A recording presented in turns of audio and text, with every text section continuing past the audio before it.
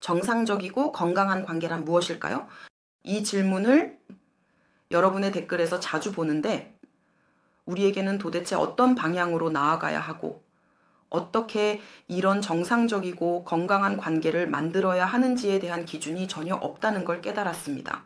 왜냐하면 우리 주변에는 오직 독성관계의 예시들만 보이기 때문이죠. 그리고 오늘 저는 여러분이 참고할 수 있는 이 정상적이고 건강한 이 관계의 10가지 특징을 알려드리겠습니다. 물론 이 10가지 모두가 완벽한 이상형이라고 할 수 있겠죠. 하지만 여러분의 관계의 이 중 절반 정도가 이미 있다면 올바른 방향으로 나아가고 있다고 생각하셔도 됩니다.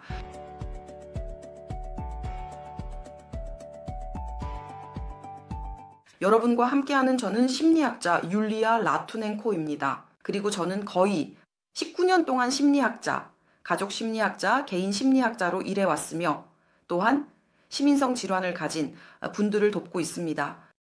아직 제 채널을 구독하지 않으셨거나 처음 방문하셨다면 꼭 구독해주세요.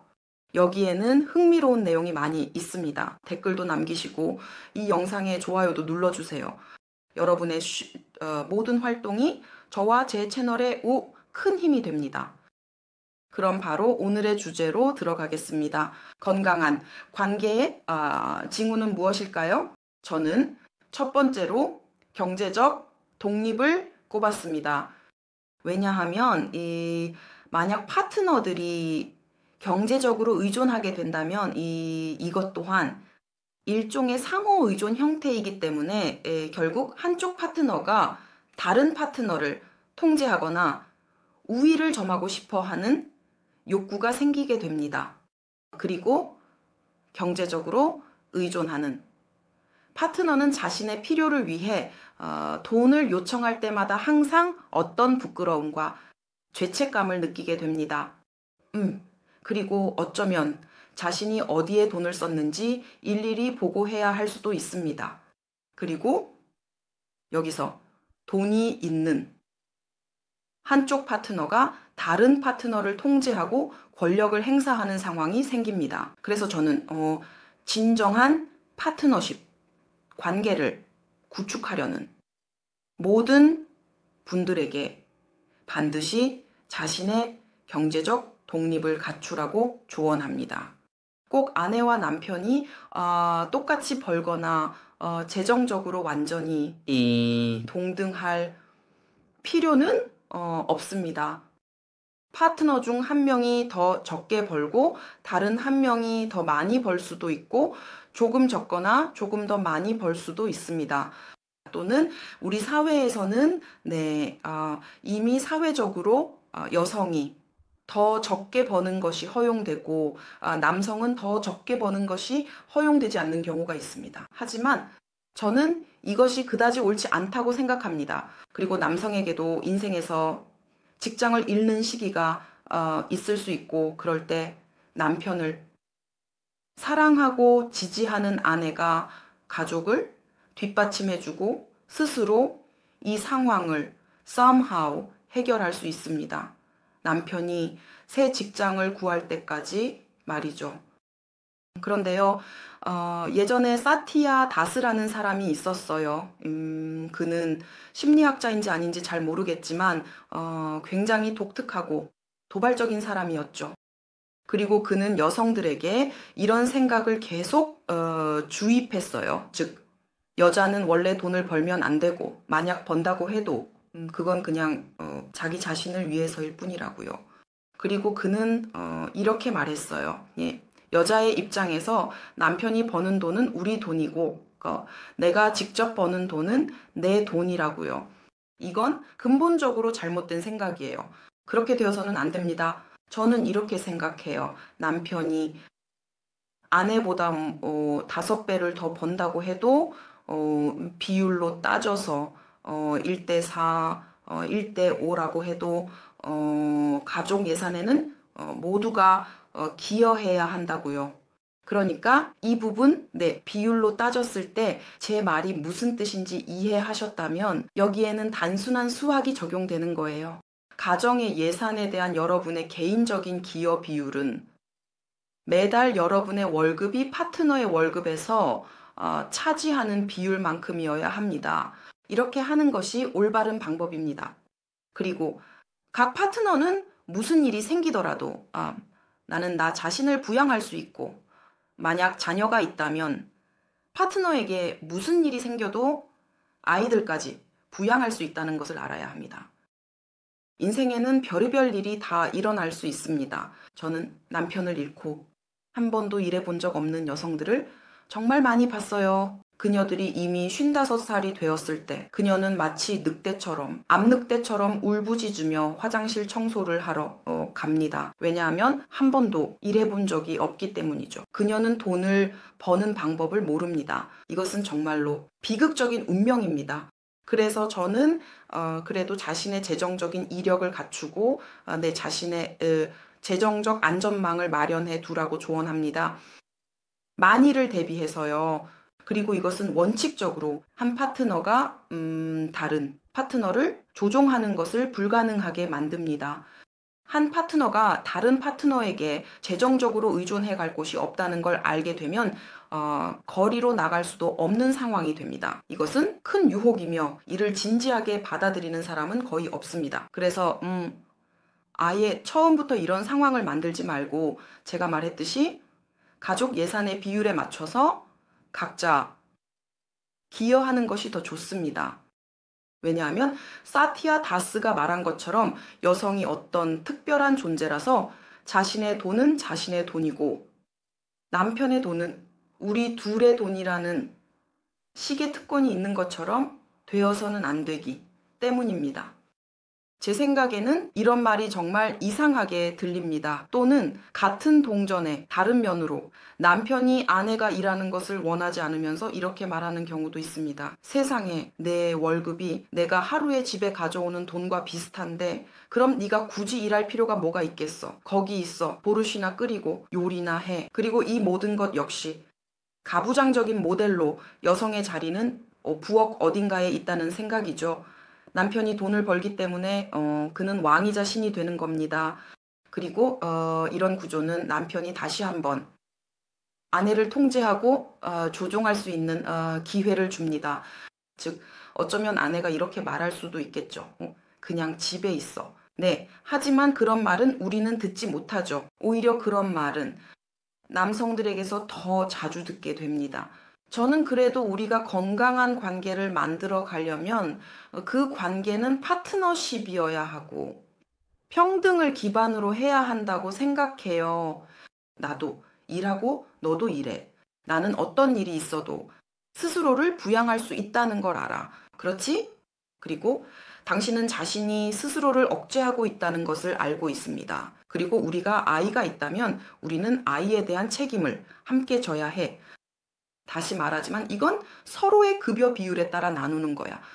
물론 여러분에게 계산기를 들고 앉으라고 제안하는 건 아니에요. 파트너십 관계를 쌓아가는 커플이라면 이런 부분은 자연스럽게 느껴지고 대략적으로 맞춰지게 되거든요.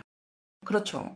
그리고 바로 두 번째 항목, 건강하고 정상적인 관계 꼭 두 번째 특징으로 넘어가고 싶어요.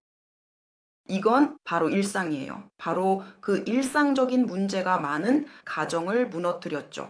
그리고 저는 파트너들이 이 고마움 받기 힘든 일에, 그러니까 집안일에 그래도 대략 비슷하게 서로 기여해야 한다고 생각해요.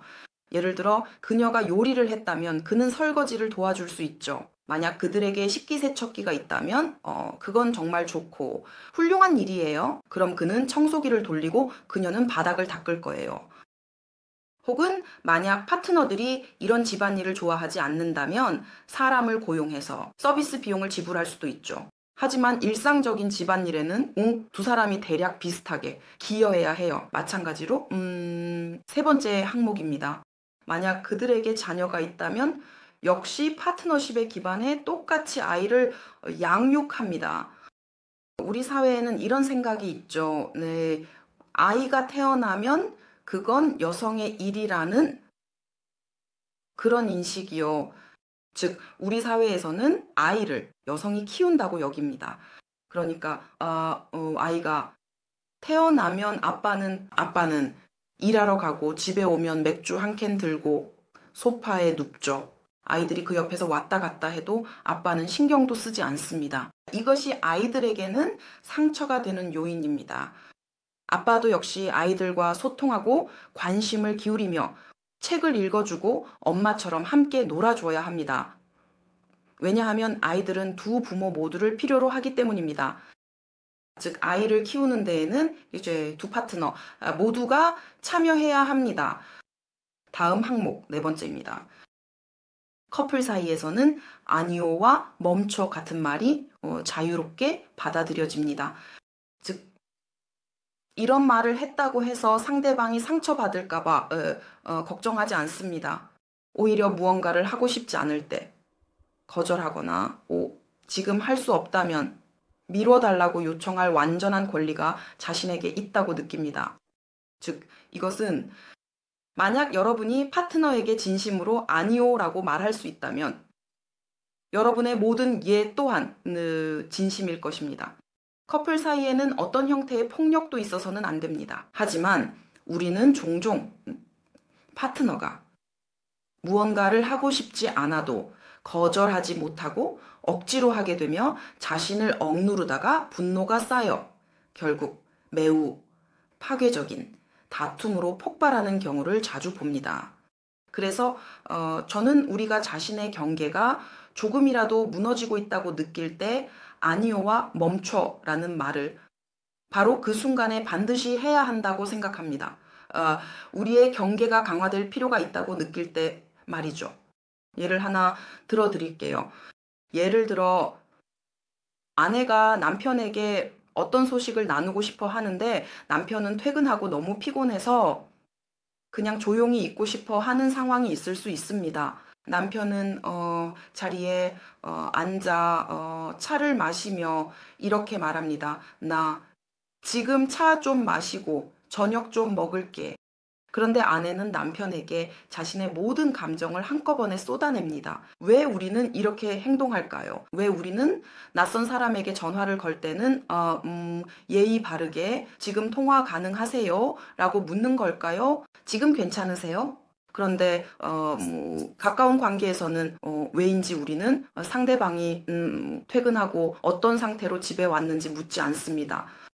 상대방의 감정에는 관심이 없고 우리는 그냥 우리 얘기를 한꺼번에 쏟아내야만 한다고 생각하죠. 그러니까 저는 건강한 관계를 위해서라도 파트너에게 묻고 서로의 상태와 감정, 필요에 관심을 가지라고 제안하고 싶어요. 왜냐하면 사랑에 대한 유일한 정의가 있는데 사랑이란 다른 사람에게 관심을 기울이는 한 형태라는 거죠. 그 이상도 이하도 아닙니다. 상대방의 필요와 감정에 주의를 기울이고 그 사람의 내면 세계에 관심을 갖는 것, 그것이 바로 사랑입니다. 상대방의 상태를 고려하면 우리 자신의 상태도 그에 맞춰 조율할 수 있습니다. 문제나 감정들도 마찬가지죠. 우리는 서로의 감정에 대해 이야기할 수 있습니다. 그리고 이것은 매우 중요한 순간입니다. 왜냐하면 저에게 상담을 요청하는 커플들을 관찰해보면 그들의 문제는 일종의 동사만 사용되는 수준에서 살아가고 있다는 데 있습니다. 나는 이것을 했다. 나는 저기로 갔다. 하지만 감정의 수준에서는 서로 대화를 나누지 않습니다. 즉 아무도 내가 이렇게 할 때 네가 무엇을 느끼는지에 대해 관심을 갖지 않는다는 거죠. 그렇죠? 예를 들어 내가 너에게 아니 오늘은 안 돼. 내 사랑이라고 말할 때요. 그렇죠? 하지만 너는 그 말에 어떻게 반응하니? 그렇지? 나는 네 모든 감정을 알고 싶어.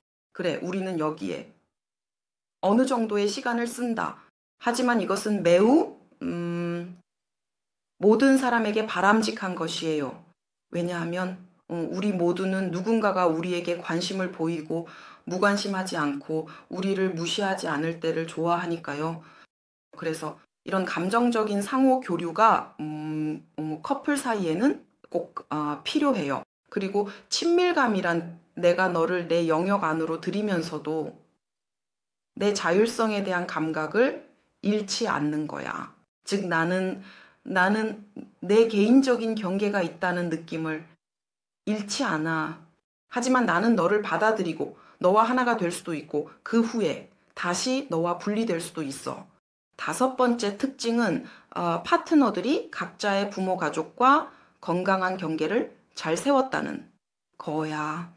즉 아무도 자신의 부모를 강요하지 않아.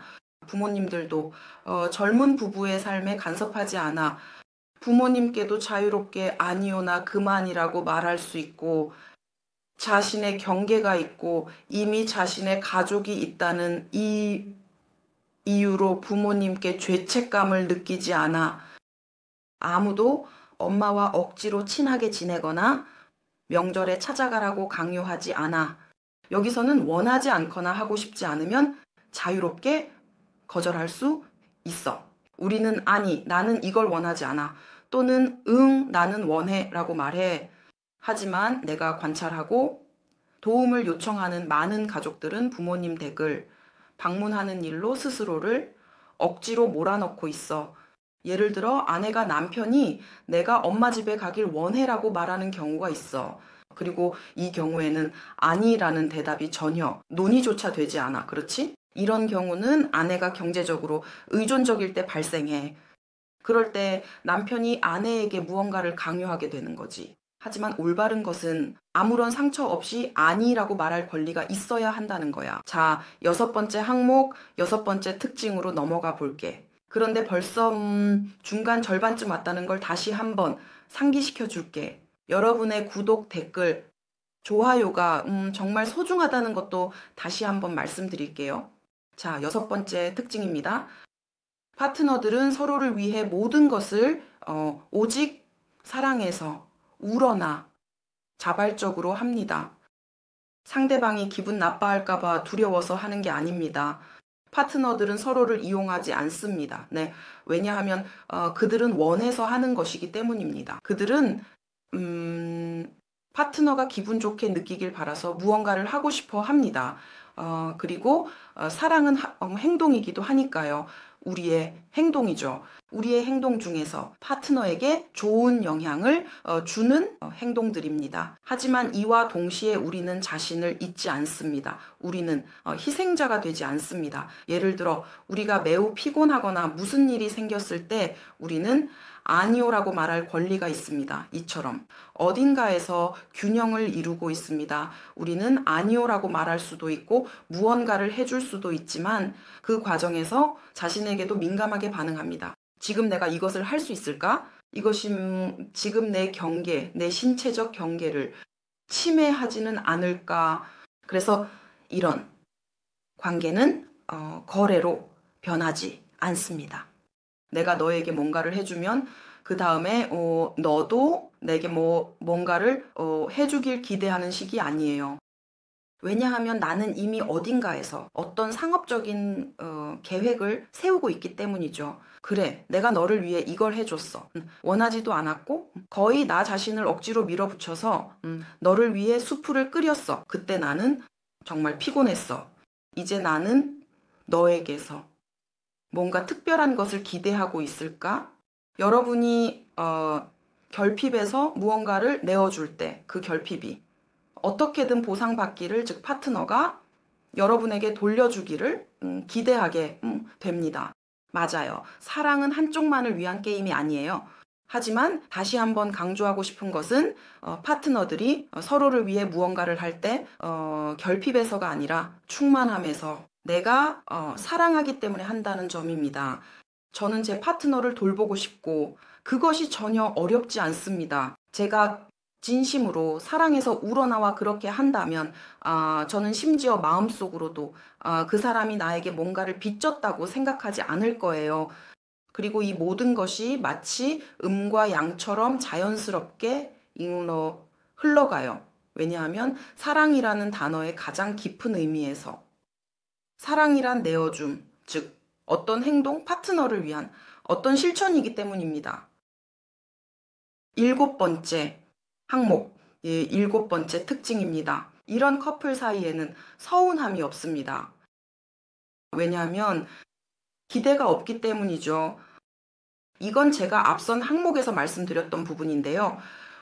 우리가 파트너가 우리에게 뭔가 해주길 기대할 때 이미 머릿속에 어떤 그림을 그리고 있잖아요. 어떻게 되어야 한다는 식으로요. 그럴 때 서운함이 생깁니다. 하지만 서운함이라는 건 우리가 파트너가 우리에게 뭔가 빚지고 있다고 생각할 때 생기는 거예요.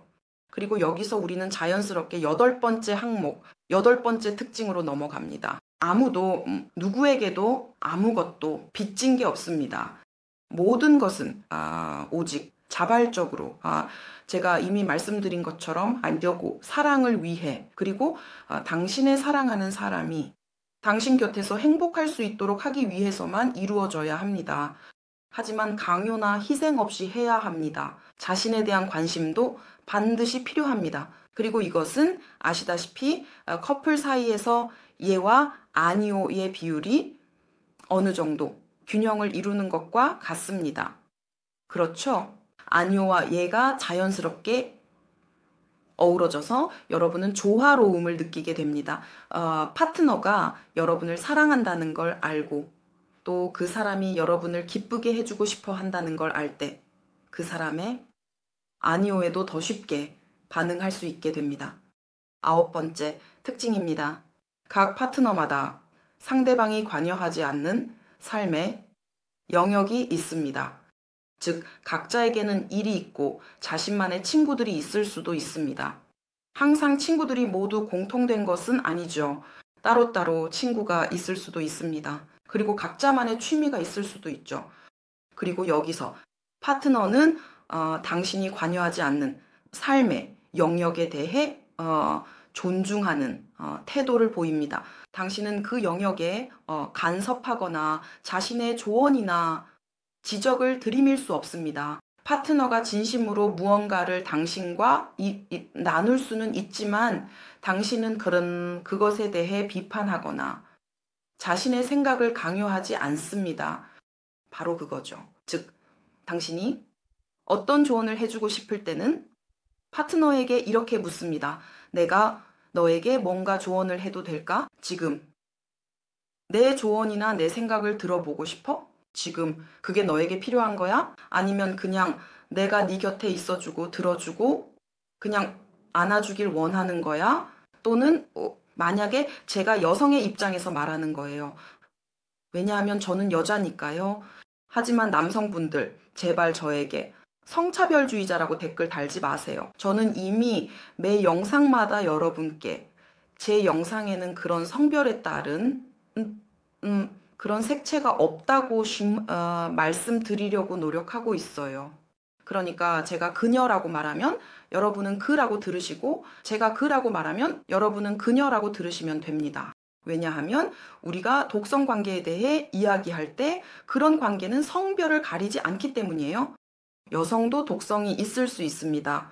그러니까 제발 그냥 반대로 듣는 법을 배우세요. 내 말 그대로요. 반대로 듣는 겁니다. 10번째 특징입니다.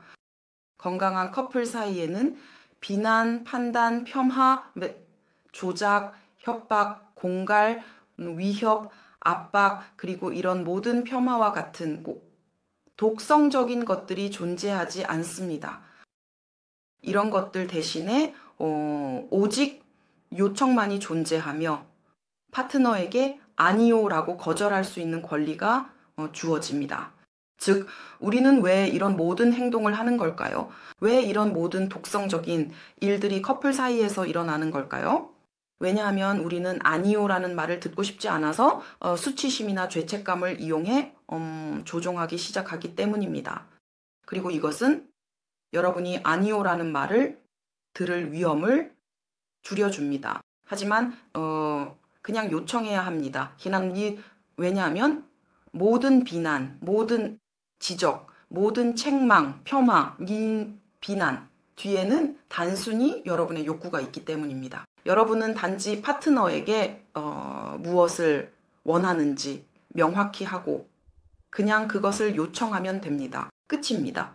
여러분의 관계에서 파트너가 거절할 수도 있다는 가능성을 염두에 두세요. 그에게는 그럴 권리가 있습니다.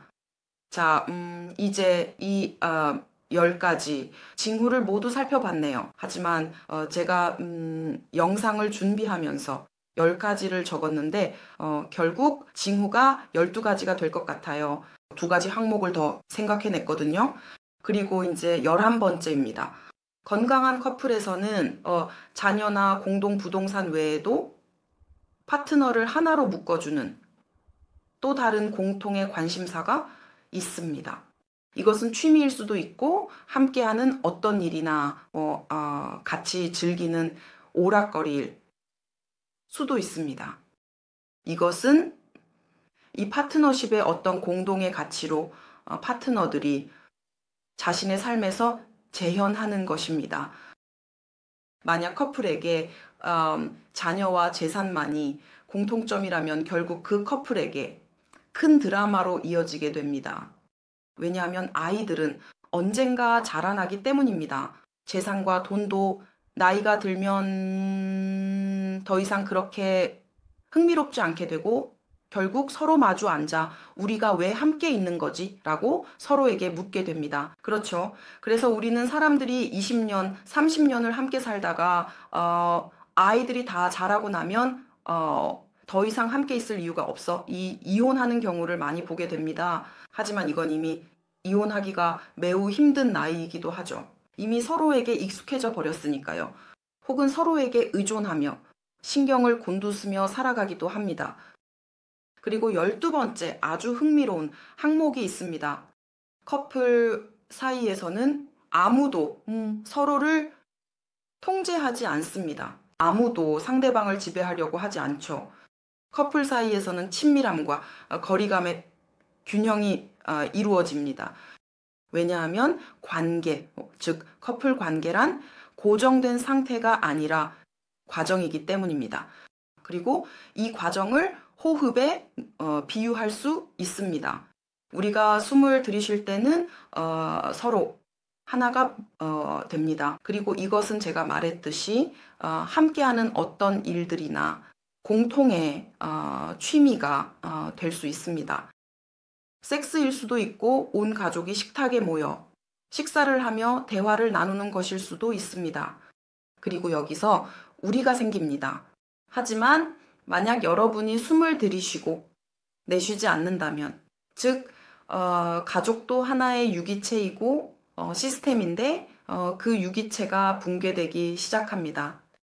마치 숨을 들이쉬고 내쉬지 않은 사람처럼요. 그래서 숨을 들이쉬는 것뿐만 아니라 내쉬는 것도 해야 하고 여러분이 숨을 내쉬면 각자 자신의 일에 집중하게 됩니다. 이것이 바로 제가 말했던 여러분의 파트너가 존재하지 않는 영역이 있다는 점입니다. 그래서 숨을 내쉰다는 것은 여러분에게 여러분을 사랑하는 파트너가 있다는 것을 알지만 이제 우리라는 개념이 어느새 배경으로 물러나고 2개의 나가 나타난 상태를 의미합니다. 그리고 다시 숨을 들이쉬고 내쉬는 것이 반복되죠. 왜냐하면 사랑은 호흡이고 과정이며 삶이기 때문입니다. 제 채널을 구독해 주시고 이 영상이 마음에 드셨다면 좋아요도 눌러주세요. 그리고 SNS에 공유해 주시면 감사하겠습니다. 이것이 제 채널이 유튜브에서 성장하는 데 정말 큰 도움이 됩니다.